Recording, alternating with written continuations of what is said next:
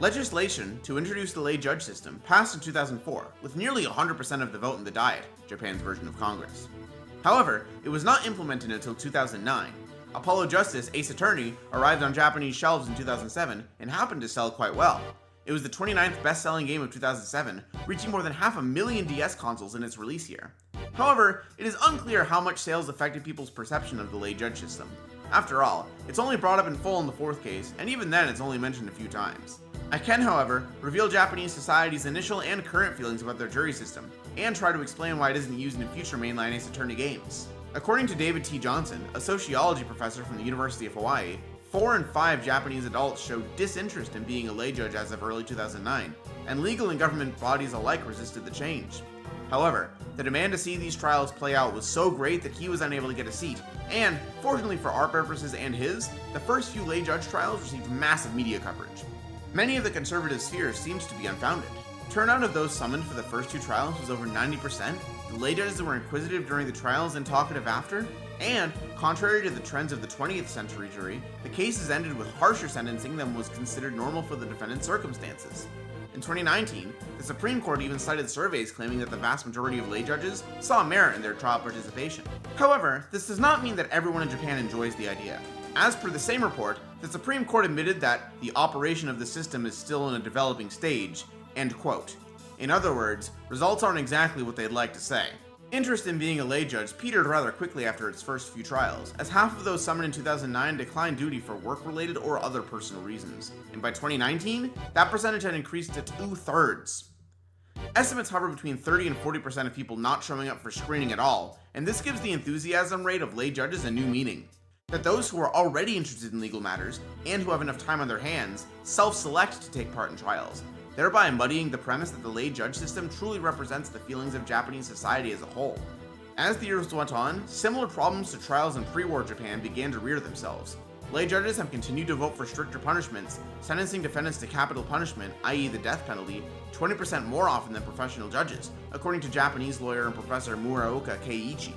Trials ran too long for citizens to endure, so trials were encouraged to wrap up quickly, leading to what some have considered hasty rulings that fail to properly account for all evidence and relevant circumstances.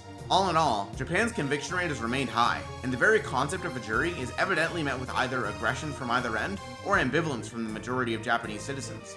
I've learned a lot about Japan's legal system and history over the course of making this video, and if you would like me to research and share even more, please do say so, but I think it's about time to finish my review of the funny red-vested lawyer game. Before I do though, I'd like to theorize on why the jury system doesn't make a return in the mainline Ace Attorney games. As I've noted, Apollo Justice had the order to promote the lay judge system, and it did so rather shoddily in my opinion.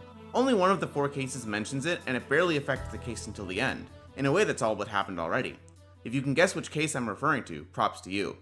My guess is that the developers didn't want to shoehorn a jury into future games when the dynamic of the attorney, prosecutor, and judge had worked so well before, and higher-ups didn't want to continue endorsing a system that was quickly becoming controversial. I have heard that a jury of sorts is used and given much more involvement in the great Ace Attorney duology, but I have yet to play through any of that, so I'll hold my opinions. If you'd like to see that happen, you know what to do.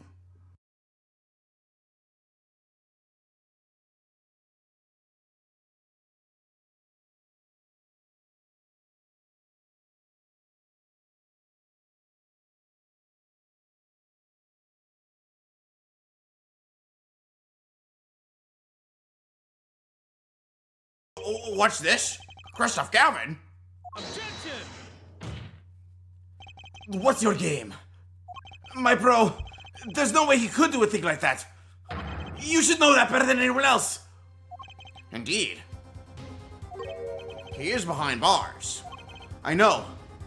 However, that doesn't mean it was impossible to do what he did. What? Ask yourselves when he put the poison in the bottle. It could have been yesterday. It could have been a month ago. Maybe it was a year ago. Or perhaps it was 7 years ago. But Christoph Gavin had no motive for killing this poor girl. It's simply inconceivable. Prosecutor Gavin doesn't seem to think so. That face tells me one thing. Christoph Gavin's own younger brother doesn't find it inconceivable at all. Well, Prosecutor Gavin, if you feel there is a clear and pressing need, Then we may have to summon Christoph Gavin from jail as a special witness. Fine. I've known for some time that an impenetrable darkness lurked at the bottom of this. A darkness that has swallowed even myself. Okay. The defense's wish is granted. Let prisoner Christoph Gavin take the stand. Every line of dialogue from Christoph oozes the feeling that he is better than everyone else in the room. I wish we could have seen more of his relationship with Apollo and Clavier, particularly his dark side of his. His transformation from Apollo's professional supervisor to everyone's chilling adversary is exemplary in its presentation. As an experienced lawyer, Christoph aims for the throat. He stoically says the same as Clavier, that Vera had killed her father, and then, in effect, herself. Apollo's bracelet reacts, and it should be obvious when to use it. Christoph tenses slightly as he dismisses the possibility that he poisoned Drew as well as the defendant, and a scar on his hand reveals the devil's face. This is the last use of the bracelet, and it's finally time to explain what I love about it. I've seen people complain that the bracelet is just a way to expose witnesses' lies without presenting evidence, and I agree. It's basically a Press 2.0, and that's the beauty of it. Calling witnesses out for how tense they are often draws out a few more words, giving Apollo room to prove his case. For instance, despite Christoph's demeanor, he argues with Apollo just enough to create an opportunity for Apollo to present the stamp, his means of poisoning Drew Misham. The concept of using superior sight and senses to expose witnesses also lines up well with the enhanced capabilities of the Nintendo DX, an effect that is sadly lost in the remakes. I've said it before, but this game absolutely nails its aesthetics, and it on the whole really feels like a solid upgrade from the original trilogy, especially when played on actual hardware. The stamp is a great point, but Christoph denies this with his signature coolness. He reminds all of Brushell's testimony, saying that Drew only happened to use that stamp because he had no other, that it was pure coincidence. Clavier objects, however. Rather than the defense's bluff, he calls his own brother out. Christoph's argument is nothing more than a distraction. Why does it matter when Drew licked that stamp, as long as he did eventually? Apollo did argue that the stamp could have been from 7 years ago, after all. It's a great exchange between all three characters, and solid logic on Clavier's part. But it is annoying that Apollo's own logic gets overshadowed here. In the first case, sure, tutorialize everything and have Phoenix take the reins. But now Phoenix is take over the investigation, and Clavier is beginning to usurp Apollo's role in the trial. It's bad for gameplay and worse for Apollo's character development. Christoph seems unfazed, sidestepping Clavier's words to ask what kind of motive he might have. Apollo reasons that, if he really had no reason to kill Drew, it would have been his first line of attack. It should be clear what that motive is. Apollo presents the diary page that cost Phoenix his badge. The same person who had that evidence made is the one who sent the missions the red letter with that deadly stamp. Phoenix Wright was the one who presented it 7 years ago, but it was never proven that Phoenix forged the page himself. Apollo brings up the record of Phoenix's final case, revealing to those in the present day that Phoenix got the diary page from a girl who herself got it from someone else. In addition, Phoenix and Zack did mention that he was assigned to the case just 1 day before the trial was to start. Somehow nobody ever brought this up before today, but I'll let that plot hole slide. Make headcanons as you wish, but this omission is never explained all that well. To be fair, it's not exceedingly relevant. Christoph does not budge. He was never formally registered as Zack's attorney, as he was allegedly fired before the motion was filed. Clavier begs Apollo to press on, though. He's all but furious. He absolutely needs Apollo to present some sort of evidence incriminating his brother. In fact, it's the first time he calls the attorney by his full name. Apollo blindly states his confidence, and Christoph calls his bluff by making this the only section of the game which takes 4/5 of the life bar. Time to briefly touch on this mechanic. The very first game in the series had a 5-point life system, which was replaced with a life bar whose stakes could be raised in pivotal moments like this. Justice for All and Trials with Tribulations had multiple instances of instant game overs for presenting the wrong evidence, and while it did build tension in those times, game over used to mean restarting from the beginning of the chapter, or at least the player's last manual save. I believe that this redundant arcade-style punishment led to the lack of intense life bar drops like this. This is the only one worth more than 2 ticks, and it doesn't even result in an instant game over. The trilogy re-releases added autosave and instant continuing to alleviate these issues, and I think that's for the best. After all, the only punishment for failure is to replay through any examinations and plot twist the player now already knows, so it's just a waste of time. As far as I know, the new continue system has been in place since the series came to the 3DS. This is also the last time we'll see the life bar in this game, unfortunately. The amount of correct decisions the player must make is in the single digits, and that's just sad for a finale. The last trial segment of the previous game had more than 5 times as many decisions. To be fair, the Mason system was long and expansive, but the shortness of this trial and the lack of gameplay within it, as I've recently discussed, hamper the player's ability to connect with Apollo. The scope of this case's investigation was expanded so far beyond the murder at hand that the trial, and Apollo's character, were all but sacrificed for it. Apollo presents the yellow letter. Kristoff immediately objects. He says that it's impossible to have the letter, and Trucy realizes that it's shoddily handwritten by Phoenix. Kristoff recounts that Phoenix had come to his cell while he was away, and that he'd almost left with a very similar envelope. Kristoff, of course, denies that he received any mail from the victim, and calls Phoenix out for forging evidence yet again. Apollo's got more, though. He brings to Kristoff's attention Phoenix's video camera, and Kristoff finally flinches, but he still throws the accusation in the trash on account of Phoenix's disgraced reputation, reasoning that the video itself is fake. Without any legitimate evidence against him, the judge is about to send Kristoff back to his cell when... Another thing that no one ever questioned. How did Clavier know about the forgery? It's simple. I knew because you told me, Kristoff. How did Kristoff know? The answer to that is obvious. Kristoff denies any involvement in the forgery, but he does admit that he was Zach Gramery's initial attorney. He visited his client in the detention center for a game of cards. When Kristoff lost, Zach fired him on the spot. Apollo and Trucy understand the truth, however. Zach used the competition to perceive Kristoff's true nature, the nature of a man who came to hate someone as disrespectful to him as Zach, and as someone as disrespectful to the law as Phoenix. Kristoff claims that everything went just as he'd wished, but Clavier and Apollo know he's wrong. He killed Shoddy Smith, real name Zach Gramery, because he'd been afraid of his very existence for 7 years. Trucy hides her emotion at Apollo's revelation, leaving him to explain the case. Kristoff knew that defending Zach would be an immense boon to his career, so he commissioned a piece of forged evidence. To secure that they'd keep his secret, he sent Drew a stamp which he was to lick after the trial, and gave the finger-biting Vera a bottle of lace nail polish, telling her to put it on whenever she'd go outside and be nervous. Quick tangent, I adore that the perceived mechanic doesn't just apply to Apollo. Phoenix is the one who points out Olga's habit to him for the first time. Trucy does the same with Wesley Stickler in the second case. The judge notices Brushell's suspicious reactions, Zach aims to see through his poker opponents, and Vera and Clavier notice each other's tells. It's a small thing, a few bits of dialogue here and there, but it does make the game a bit more cohesive. Still, twitches and conjecture mean nothing to the establishment of the law. Kristoff reaffirms that his victim's name was Shoddy Smith, and that the one on trial today is Vera Misham. Even if the truth would be clear to a layperson, the traditional legal system could not find him guilty. For, without a human element, without giving the people a chance to speak their voice and state their opinion, evidence is everything. There is nothing more. I believe this discussion has reached its conclusion. Your Honor! Mr. Justice, you have performed admirably well for a novice attorney. I respect your partner, Phoenix Wright's determination as well. However, without direct proof, you have nothing. Isn't that right, Clavier? Unfortunately, yes, Kristoff, you're right. That is, you would have been right until now. What? Did the news not reach your desk in solitary? The eyes of the nation are on this courtroom today. This is the trial case for a new judicial system. That's right. I totally forgotten.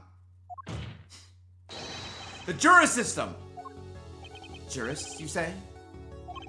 The current judicial system has been deemed too closed off from society. This new system attempts to inject the wisdom of common citizens into the law.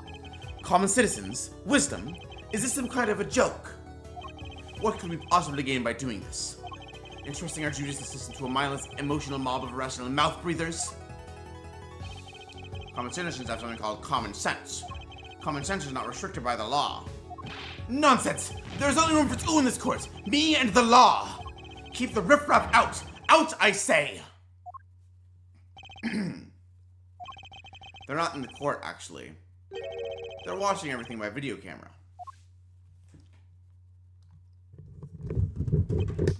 How can you allow this? Incidentally, the one responsible for making this happen was Phoenix Wright. Phoenix Wright!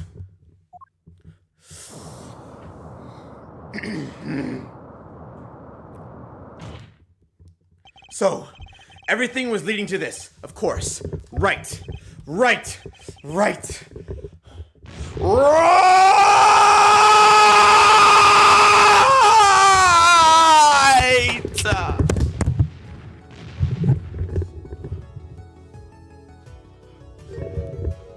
I won't accept!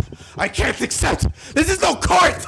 Law! The law is everything! Law is absolute! You legendary swine soiler courts! Kristoff, it's over. Clavier!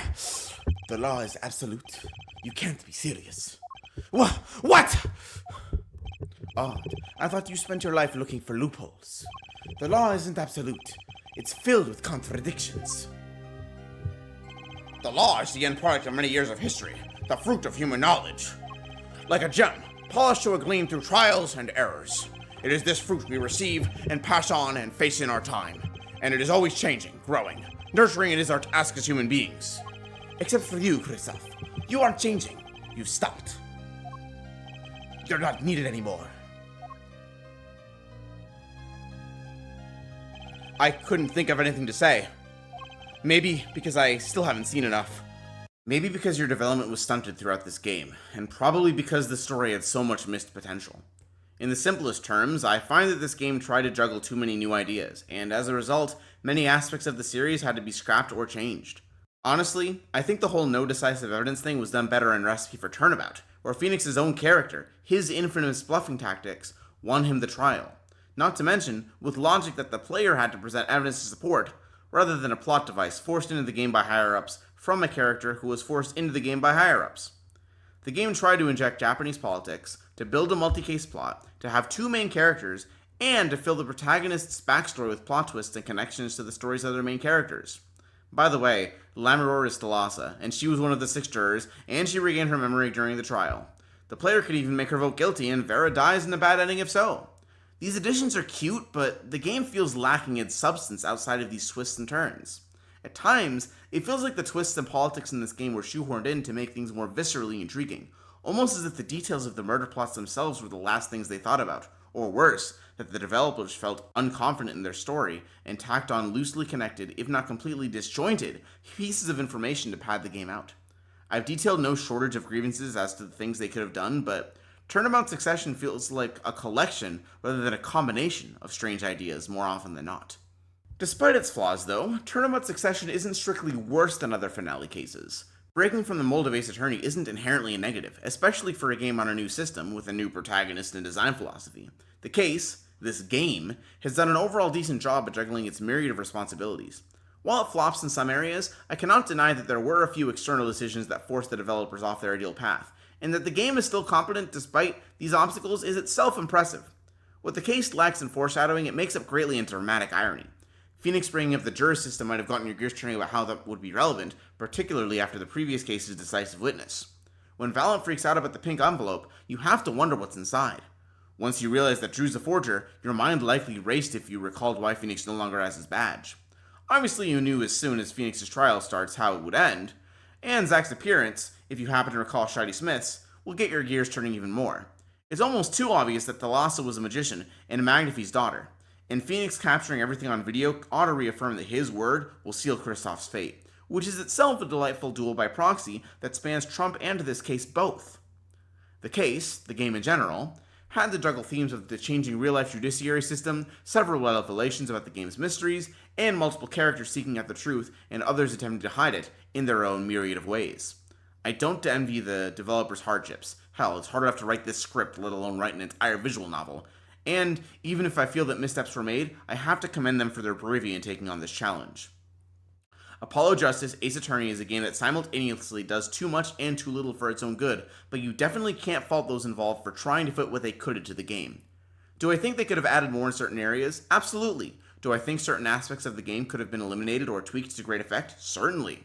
But in the end, this game does a lot of things right as well. To create any written work is a monumental task, let alone something as interactive as a video game. Tremendous effort went into this game, and while it's not my favorite Ace Attorney, it is indelibly far from being a bad game. Overall, my take on this game is that it was overly ambitious. People both within and outside of the development team wanted the fourth game to go in all sorts of directions, including nowhere, as series creator Shu Takumi himself has said. He wanted the series to conclude as a single trilogy, but too many people wanted it to be made, and each influence gave the game more and more ideas that had to be implemented. It feels like they tried to fit just about every idea they had into the game. That kind of ambition sometimes leads to some of the greatest moments in the series, such as the series' arguably greatest tutorial case. But an unfocused project can quickly fall apart, and the sheer number of ideas the game tried to pull off all at once almost certainly led to the unanswered questions and haphazard gameplay and characterization that plague the back half of this game. I greatly admire Apollo Justice for existing. It was the opposite of passion project, but as far as reboots go, the team didn't play things safe at all. It's an original work of art, the kind of era will be honored to paint, and I'm glad that Apollo Justice's story is uniquely chaotic, even if it ranks low in my list of Ace Attorney entries overall. Not to mention that my opinions are far from absolute. Hell, one of my favorite games in the series, Ace Attorney Investigations, is often cited as the worst in the series. It has been years since I last played it, but I recall enjoying how well connected and deep the mysteries of that game go, covering a conspiracy that lasts for all 5 cases, not just its beginning and end. I'll be dubbing it live on my Twitch channel as soon as the remake releases, and if this video does well enough, I'd be honored to entertain with a review of Miles Edgeworth's adventures as well. For updates on such things, you can check out my Twitch and Discord in the description's links, and of course subscribe to this YouTube channel. Until next time, OBJECTION!